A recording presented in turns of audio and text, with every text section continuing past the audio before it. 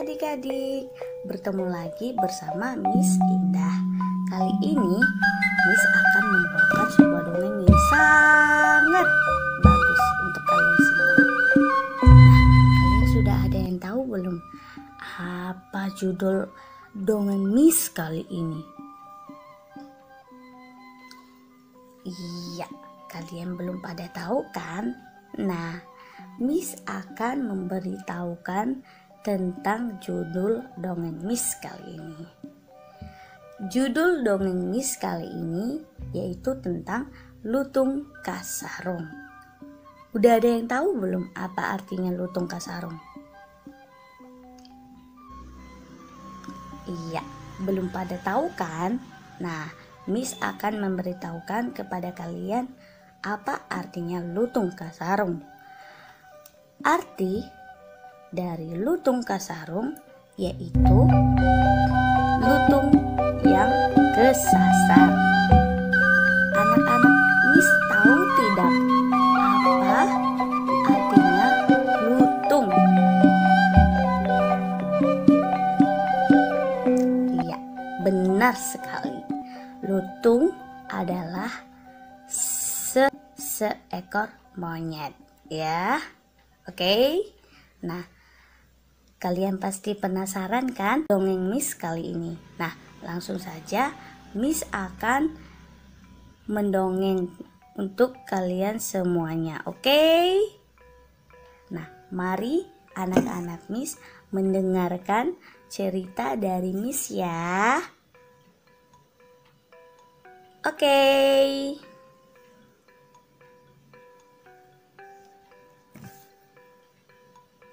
Lutung kasarung berasal dari Jawa Barat.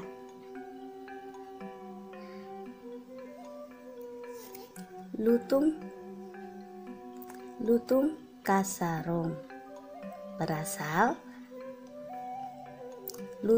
kasarung berasal dari Jawa Barat.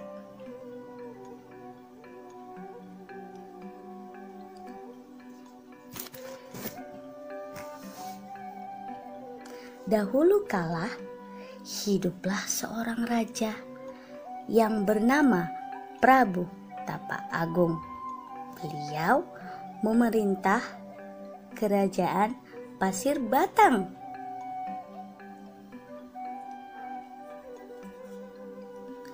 Dahulu kala hiduplah seorang raja bernama Prabu Tapak Agung. Beliau memerintah kerajaan Pasir Batang dengan arif dan bijaksana. Beliau memiliki 7 orang putri yang sangat cantik jelita. Mereka adalah Purbararang, Purbadewata, Purbaenda, Purbabani, Purbaei, Purbakancana, dan Purbasari. 5 di antara mereka telah menikah dan menjadi permaisuri di kerajaan lain.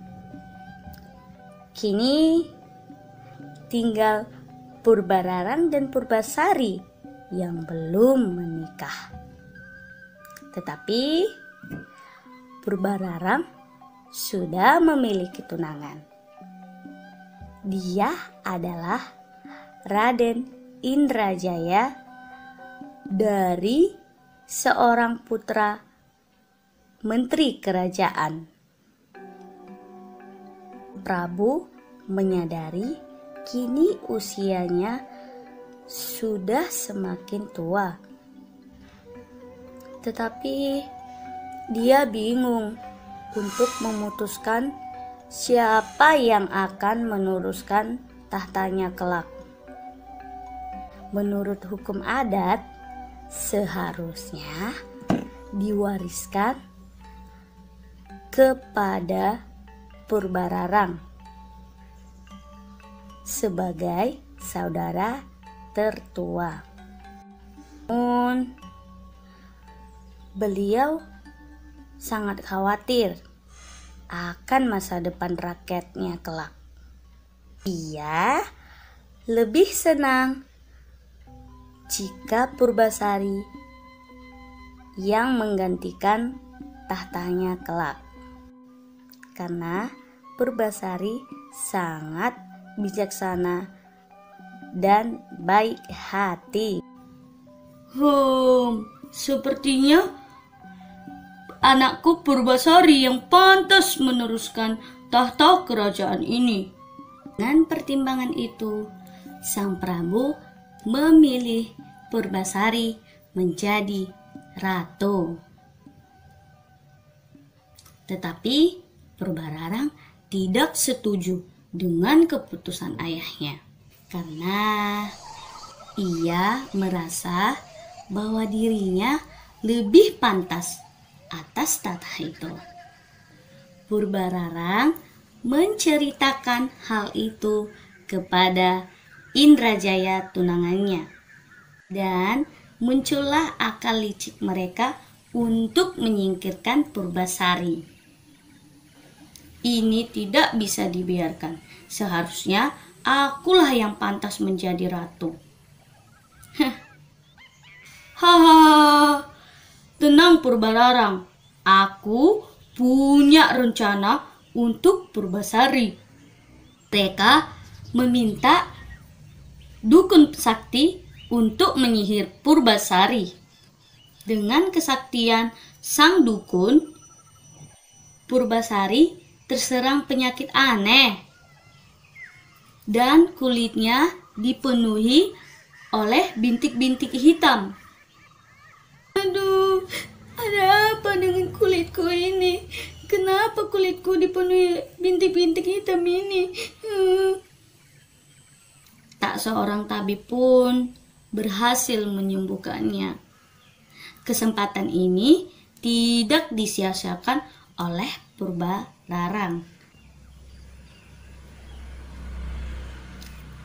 Ia segera menghasut ayahnya agar Purbasari diusir atau diasingkan. Ayah, Nanda rasa kita harus mengasingkan Purbasari ke suatu tempat. Benarkah yang kamu katakan itu Purbararang? Iya ayah, percayalah kepada Nanda. Sang Prabu termakan oleh hasutan putrinya. Ia segera meminta patihnya untuk membuang Purbasari. Sejak saat itu, Purbasari tinggal seorang diri di sebuah pondok kecil di hutan. Kini, hewan-hewan menjadi sahabatnya.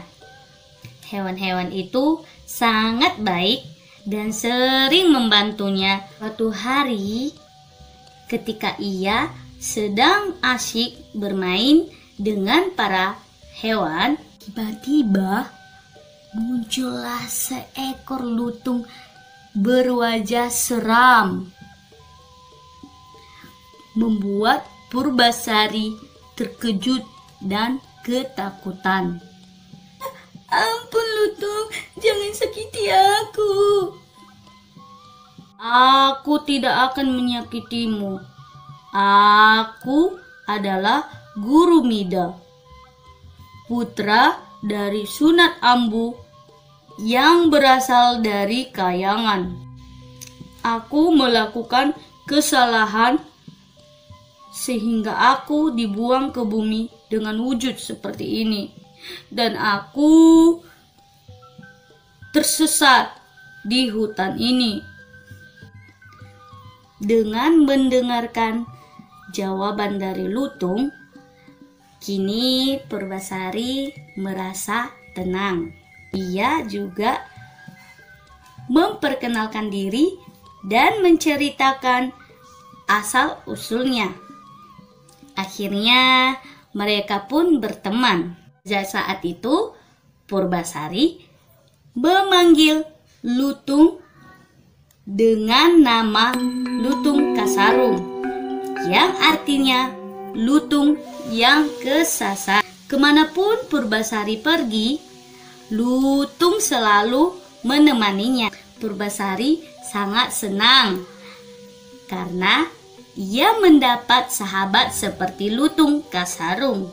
Pada suatu malam bulan purnama, Lutung Kasarung bersemedi dan memohon kepada Yang Maha Esa untuk menyembuhkan Purbasari, dan permintaannya dikabulkan. Tanah di sekitarannya berubah menjadi telaga kecil. Air telaga itu mengandung obat kulit yang sangat manjur. Ketika pagi tiba, ia mengajak Purbasari untuk mandi di telaga itu.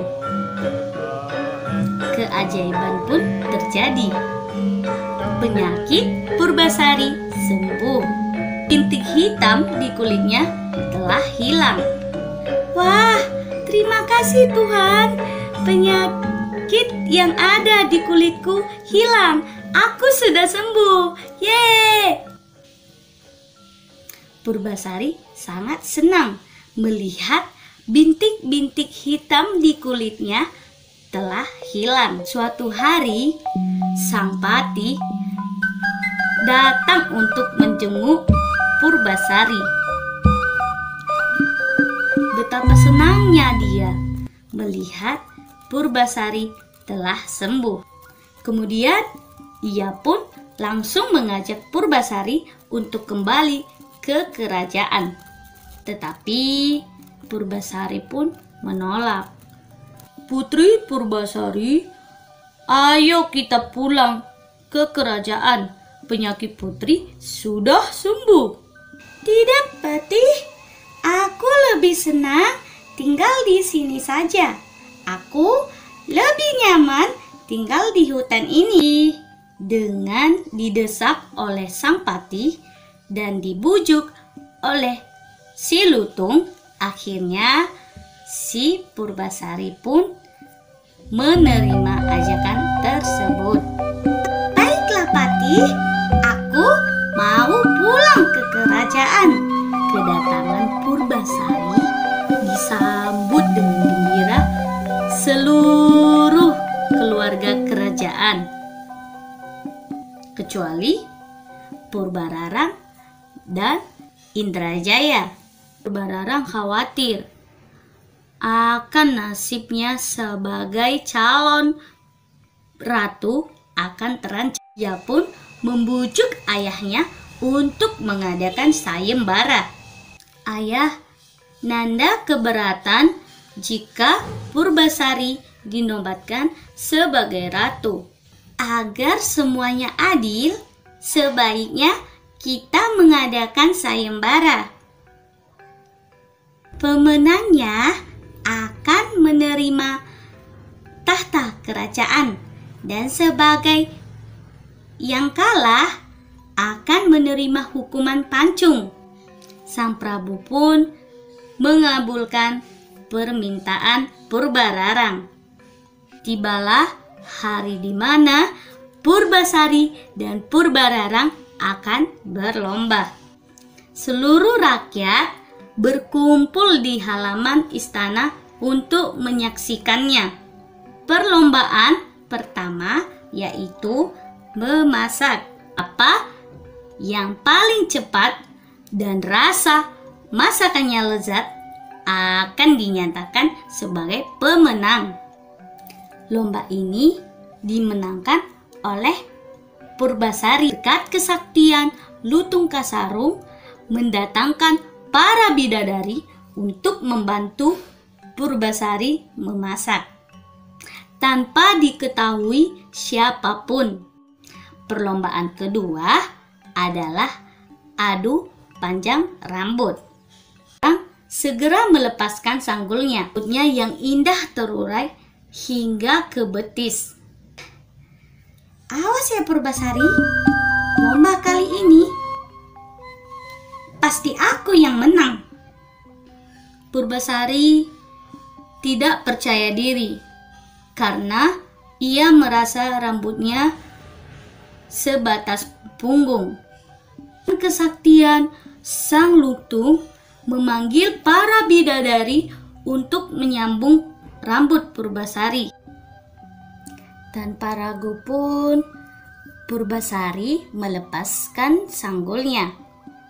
Rambutnya yang halus pun terurai sampai ke tumitnya.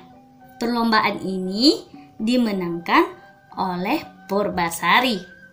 Perlombaan ketiga adalah adu ketampanan calon suami. Bangganya Purbararang memperkenalkan Indrajaya sebagai calon suaminya. Wah, lihatlah, gagah sekali dia. Iya, benar sekali, dia gagah sekali. Semua yang hadir mengakui ketampanan dan kegagahan Indrajaya. Purbasari memperkenalkan si lutung sebagai calon suaminya. Ini adalah calon suamiku. Purbararang dan Indrajaya tertawa karena melihat si Purbasari memperkenalkan si lutung sebagai calon suaminya. Sari, adakah calon suami yang lebih jelek dari si lutung ini? Hahaha. Kemudian Lutung Kasarung tersinggung dan marah sekali. Dia memohon dan meminta kepada Yang Maha Kuasa untuk mengembalikan wujudnya seperti semula. Ya Tuhan, kembalikanlah wujudku sebagai manusia.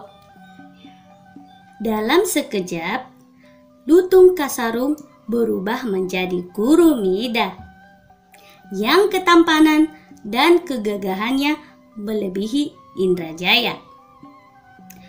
Wah, keren sekali dia ya. Iya. Benar-benar, dia sangat keren sekali. Wah, keren. Akhirnya, perlombaan ini dimenangkan oleh Purbasari sebagai pemenang sayembara. Kemudian, Purbasari pun berhak menduduki tahta kerajaan. Sementara Purbararang dan Indrajaya mendapat hukum pancung sesuai perjanjian. Tetapi Purbasari justru memaafkan kesalahan kakaknya. Ia tidak ingin menghukum kakak kandungnya yang sangat ia sayangi. Ia justru mengizinkan Purbararang untuk tetap tinggal di kerajaan. Akhirnya, ia dinobatkan sebagai ratu. Ia memerintah kerajaan adil dan bijaksana, sehingga seluruh rakyat hidup makmur dan damai. Sekian dari cerita dongeng Miss. Miss mengucapkan terima kasih.